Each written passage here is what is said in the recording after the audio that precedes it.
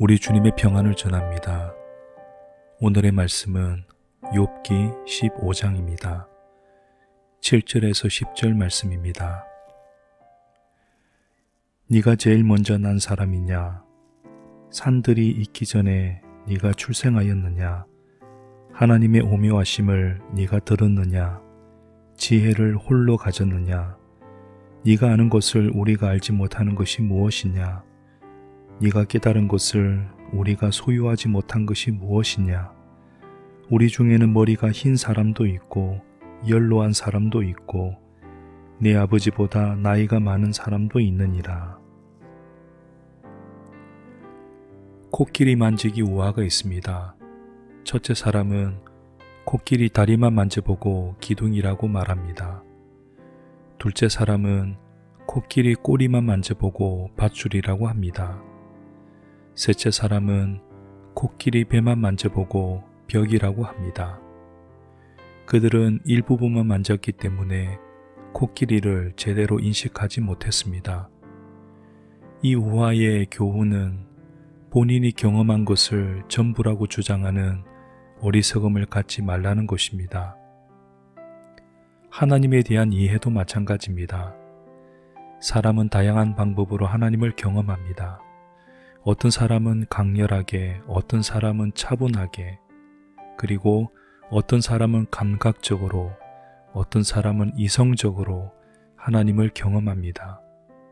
문제는 자신의 경험을 절대화하는 것입니다.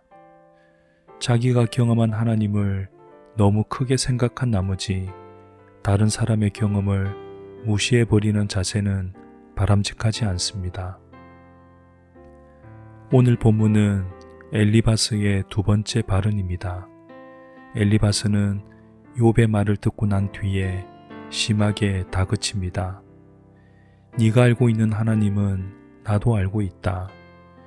내가 경험한 하나님이 네가 경험한 하나님보다 훨씬 많다. 엘리바스는 자존심에 상처를 입은 것으로 보입니다. 욥이 자기보다 나이도 어린데 오히려 가르치려고 하니 기분이 나빴던 것입니다. 이걸 보면 엘리바스는 욥을 위로하러 찾아온 것이 아니었습니다. 단지 자기의 신학적 지식과 경험을 자랑하고 싶었던 것입니다. 신앙은 하나님을 경험하고 알아가는 과정입니다. 그런데 하나님은 우리보다 훨씬 크신 분이기 때문에 어느 누구도 하나님을 다 알 수는 없습니다. 우리가 하나님에 대해서 아는 것은 극히 제한적입니다. 따라서 하나님에 대해 말할 때는 지극히 겸손해야 합니다. 작게 깨달은 것을 크게 말하지 말아야 합니다. 또한 다른 사람의 신앙 경험을 존중해야 합니다.